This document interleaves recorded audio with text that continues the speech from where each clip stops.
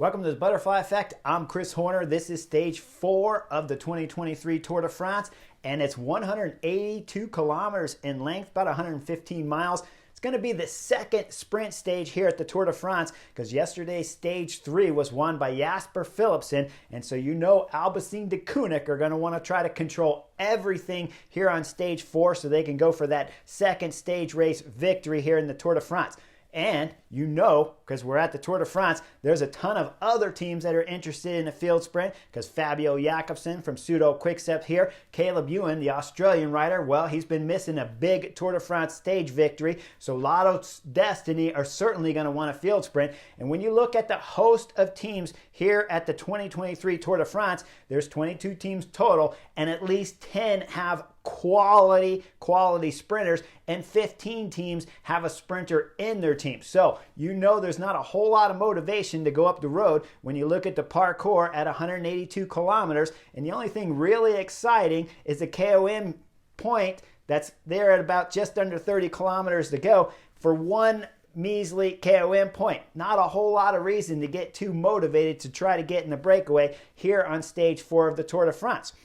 Top it off, when we look at the very finish of the stage, well, with 3 kilometers to go, they enter the Norgaro circuit, the road circuit for the cars and motorcycles here in France. And when you get on that course, it's fast, it's curvy and twisty. I'll show you a picture of the course, and you can tell how twisty it is, but it's fast corners. Whenever you're on race car tracks, they're made for cars and motorcycles to be going full gas around these corners. So for bicycles, they can normally take these corners pretty fast when we're talking the lefts, the right, and all the hairpins, and start taking them at about 50K an hour. Not quite like yesterday's stage 3 finish where you're going into full complete U-turns at 2 kilometers to go, and then another left followed by lefts, right, and the chicane all the way to the finish. Now, at the beginning of today's stage, there was an interview from Dylan Groenewegen, the Jayco Alula rider. He talks about how he does not like yesterday's stage, and he believes that the organizers of the Tour de France, and I'll take it a little bit further, I think he believes that every sprint finish should just come down a long boulevard that's just straight all the way into the finish, and that's the safest way you can play a field sprint when you're talking about a quality field like we see in the European peloton. Well, I'm here to smash that to pieces. I rode for Mercury back in the day, and I rode for Team Saturn domestically here in the U.S., but I was pro for 25 years. During my time with Mercury, I spent 2 years with those guys leading out one rider called Gord Fraser. Gord Fraser won about 100 victories in field sprints during those 2 years, and I was there to help lead them out for most of those things. And I can tell you from experience doing all my lead outs, I would take yesterday's stage 3 twisty and curvy all the way into the finish versus a boulevard sprint if I need to be up there fighting for it. If I'm going to try to race for general classification, I might just sit back a bit on those straight boulevard ones back there, and whenever the crashes happen on the right side or the left side, the massive big pileups, I'll just dodge my way through it when we're under 3 kilometers to go and take the 3K rule. But if I'm leading out teams, I don't ever want to be in curb to curb, 20 deep, 10 deep, because I believe the most dangerous thing when we're talking about sprinting is the riders themselves once they start getting thick. You see the riders all the time bumping off of each other's shoulders and overlapping wheels, and that's always what causes crashes. When it's curvy and twisty and slow turns like we saw in yesterday's stage 3, that's when, if there is a crash, it's normally just 2 or 3 riders sliding off to the side of the road or one guy who can't make the turn. It's not 20 or 30 guys piled up on top of each other. So when Dylan Groenewegen's talking about how the organizers set up a dangerous course on yesterday's stage 3, no way. I liked those courses when I was doing the field sprints during many times throughout my 25 years of professional racing. I would take that course over a straight boulevard going all the way down into the sprint finish any day of the week because those are the most dangerous that you can have. And the most dangerous obstacle on the course is always the riders, with the exception if there's an island in the middle or something sticking out on the side of the road that you're not expecting, like a fan stepping out 6 feet in the road to get a picture of the peloton coming and doesn't know to get out of the way. That stuff is dangerous, but yesterday's stage 3, I liked that, thought it was fantastic, and I'd probably fall asleep if every sprint finished the way Dylan Groenewegen says he'd like to have it, on a big boulevard so all the sprinters can go neck and neck, side by side into the line. I think it's ridiculous what he said, but anyways, let's get into stage stage 4 here. As we know, with 182 kilometers, once the riders hit kilometer 0, well, nothing happens. Nothing. Guys, if you were sleeping in, thank goodness, because you might as well get a ton of sleep, because nothing happened at the beginning. Not even one rider tried to attack. Took about 20 kilometers into the race when all of a sudden we see the sprinter teams with about 4 or 5 riders up the front. They got a little gap somehow, and all of a sudden there's a little bit of panic in the back, but we see Soudal Quick-Step closes the gap quickly, and again, it's easy, slow pace throughout today's race. Now, you'll see with about 25 kilometers to go, riders are 2 by 2 on the front, and those aren't even sprinter teams, right? When we start looking at the guys on the front, it's Cofidis along with Jumbo-Visma. Then those two will rotate off, and we'll see Ineos along with EF Education on the front. So you know the pace is going super slow, and there's no panic at all. Only problem is after the camera comes off of the EF Education, Ineos riders, it shows the lake on the side there, and then when it comes back, Wout van Aert, Jumbo-Visma's attacking, stringing the peloton like crazy. He's got about a group of 20 to 25 guys on his wheel, and he's going full gas. Behind, we look at the aerial view, we see that Jonas Vingegaard, he didn't make the split, and we see race leaders Adam Yates, he's back there too. Won't take too much time before the peloton will close the gap back up to this front group of about 20-25 riders and bring it all back together. Now, I never appreciated this. Either the race is going full gas or we've called some kind of neutral thing and we're going to ride in and then pick the pace up steadily as we start getting in further closer to the finish line of a Tour de France stage.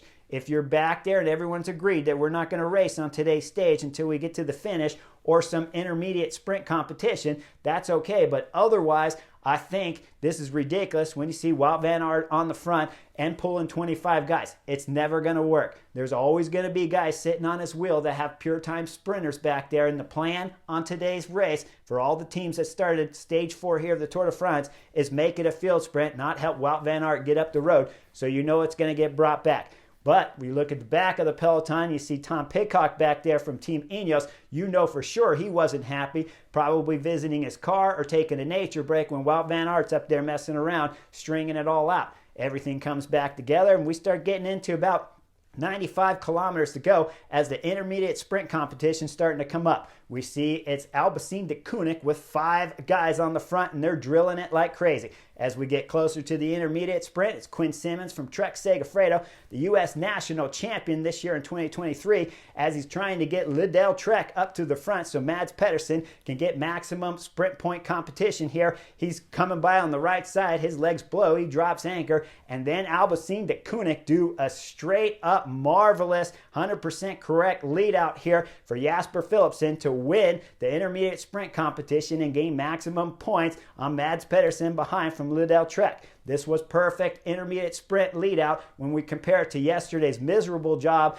that Alpecin de Koenig did. But they did win yesterday's stage 3 for Jasper Philipsen, so we know they're hot and ready to go here at stage 4. Now, right after that intermediate sprint competition, we'll see AG2R about 3-4 kilometers later as we see that it's Benoit Cosnefroy that's attacking going up the left side of the road. He pauses just a second, looks back, because he wants some company, and he knows he's got Arceus Samsic's Anthony De La Place that's coming with him. Those two will go up the road, and the peloton will be led from Soudal Quick-Step's Tim de Klerk back there, along with Alpecin de Koenig. That'll hold the leash at about 1 minute on these 2 riders up front. 30 kilometers to go. Peloton now is going in full flight here. This is when you want to tune in if you've been asleep the whole time. If you got time, 30K, the last part of this stage 4 is worth watching. We see with 27 kilometers to go, when we come up to the KOM, Anthony De La Place gets maximum 1 point for the KOM on today's stage 4. And then they'll get wrapped up just after that as the peloton has absorbed everybody that's been up the road. We see it's still nervous back there, curb to curb, with 11 kilometers to go. Look at the back of the peloton. That's EF Education, and that's the KOM race leader's jersey there. We're talking Nielsen Palace, who's been working hard throughout the last couple stages, and now today, EF Education, they don't have a sprinter. They're not racing for general classification, so wisely, the whole team's at the back of the peloton. I pointed that out because I want to move you a little bit forward to 6 kilometers to go, and it's Jumbo-Visma on the front. They're going full gas. Jonas Vingegaard's there. there, and the speeds are starting to pick up. We look a little further back, that's UAE Team Emirates. That's the race leader's yellow jersey. He's sitting about 70th position. We know that Tadej Pogacar is right around near that position too, which is not very wise. I take you back to yesterday, stage 3, UAE Team Emirates. They were doing the same tactic, riding at the back of the group. I thought on yesterday's roads, when we're talking about 30 kilometers out, 15 kilometers to go, maybe you're still back there, but when you're talking 6 kilometers, you're at the back of the group, 70 guys back there. Now we're hitting 5.4 kilometers to go with the roundabout, and you see it's Jumbo-Visma flying through this roundabout with 4 or 5 guys on the front, and Jonas Vingegaard goes there. This is a mistake for UAE Team Emirates. Anything like a roundabout that causes a crash, you know the whole team is going to drill it. Now we go 5 kilometers to go. Look, it's Bora Hansgrohe at the front. They're going full gas. The speeds are reaching 55 kilometers an hour. Once they get relieved from Jumbo-Visma again, look at the speeds. We're talking 55, 60 kilometers an hour as they're coming into the town. It's starting to narrow up. So you know if UAE Team Emirates have any problems back there whatsoever, they're going to see some hurting legs and some gaps start to happen, because you know a crash back there will block the road when it gets a little narrow here. And Jumbo-Visma's already on the front going full gas. We look at about 3.8 kilometers to go. Jonas Vingegaard looks left over his shoulder. He waves. Thies Benoot says, come on, man, get to the front, start driving it. Thies Benoot rides to the front, going full gas, sprinting as hard as he can, because at 2.9 kilometers to go, they're going to enter the circuit through a narrow gateway. Now, Thies Benoot's doing everything he can, but let's back it up just a little bit, because I want to show you with Jumbo-Visma on the front, Wout van Aert, he's sitting about 30th position back there while his teammates are on the front. Seems to me that Jumbo-Visma have been just a little bit off the script at important moments in these last 4 stages here of the Tour de France. And right now is a crucial moment, because when they come up to 2.9 kilometers to go, you see Nathan van Hooijdonk flying through the gate here with Jonas Vingegaard on his wheel. Look at the speeds. Once we see Matej Mohoric with 2.5 kilometers to go jump on the front, the kid is doing 55, 60 kilometers an hour. Look as they come out of that right turn, it's all single filed out like crazy back there. So you know Wout van Aert at 30th position, he's going to have to do some energy if he wants to get up to the front and try to win stage 4. Matej Mohoric leading Jonas Vingegaard on his wheel, but look further back. Mark Cavendish is still in there. Cofidis have Brian Cocard near the front. Alpecin de Koenig's a little far back, but they're still in with the run here at stage 4. We come into 1.7 kilometers to go, and all of a sudden you see a crash in the back. With the crash, we know it's Fabio Jakobsen going down. He went over to the left, bumped with Alpecin de Koenig, then went back right, overlapped the wheel of the Intermarché rider, and then crashed hard here, going 60 miles an hour, because Matej Mohoric was in a full sprint up at the front of the peloton, driving as hard as he possibly can.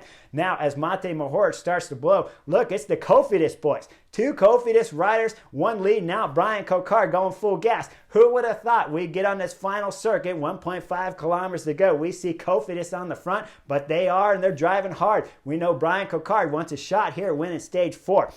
Come through the last 2 left bends. They're 2, almost kind of like a U-turn, but wide enough to be just 2 left turns. As they're coming through with about 875 meters to go, they'll exit at 800. Look at the back of the group. There's another crash back there. The group was already down to about 50, 60 riders. It was getting small. Now the crash is happening at the very back of this group. So the front rider's Cofidis, he's still going full gas.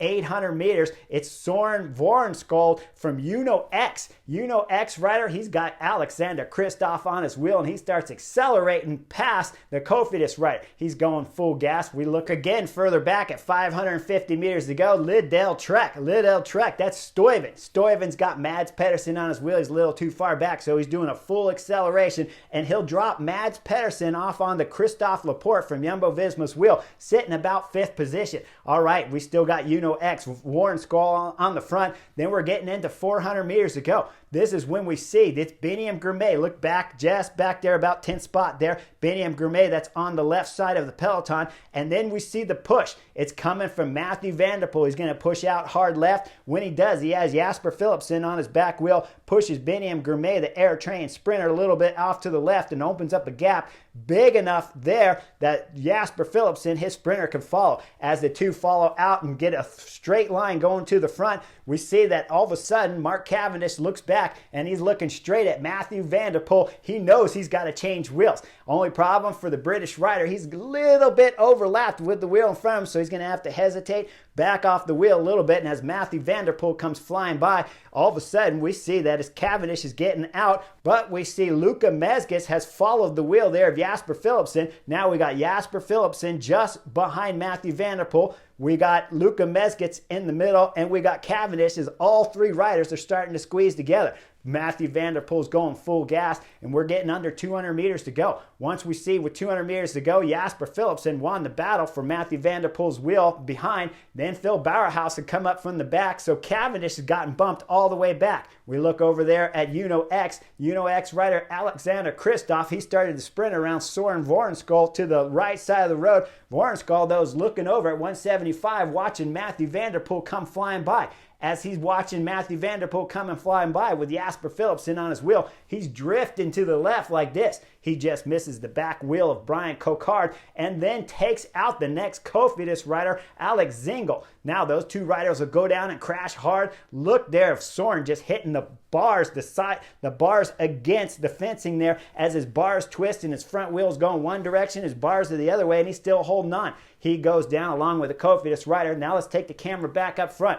Jasper Philipsen has started his sprint. He started with just about 175 meters to go. Once he hits 100 meters to go, though, he makes a mistake. He looks over his shoulder thinking he's already got a gap on everyone because Matthew van der Poel is going full gas. Well, when he looks left over his shoulder, he sees that it's Caleb Ewan, the Australian rider, that's locked on and flying up. Now, let me back the camera up just a little bit because once we saw the jump there from Alexander Kristoff going to the right, we saw Christophe Laporte jump to the left to follow Matthew van der Poel. That opened up the gap for the Australian rider to shoot straight up the middle. Now he's coming for full gas, so let's go up to 100 meters to go. Just after we saw Jasper Philipsen look left over his shoulder. Well, now he knows he better go full gas. He kicks it in another gear, starts a sprint. We get into 50 meters to go. He's got about a half a bike length there on Caleb Ewan. Then we get into 25 meters to go. Caleb Ewan's coming right up to about a half of a wheel, front wheel behind him as they're going side by side.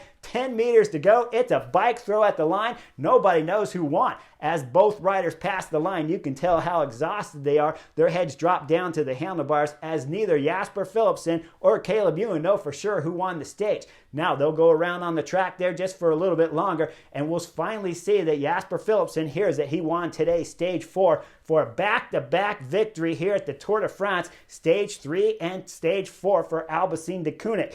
Third on the stage, Phil Bauerhaus from Bahrain Victorious did a solid job of following that attack from Matthew van der Poel and Jasper Philipsen from behind, but just didn't have the speed to pass those guys before we got to the line, but he will get third on the stage.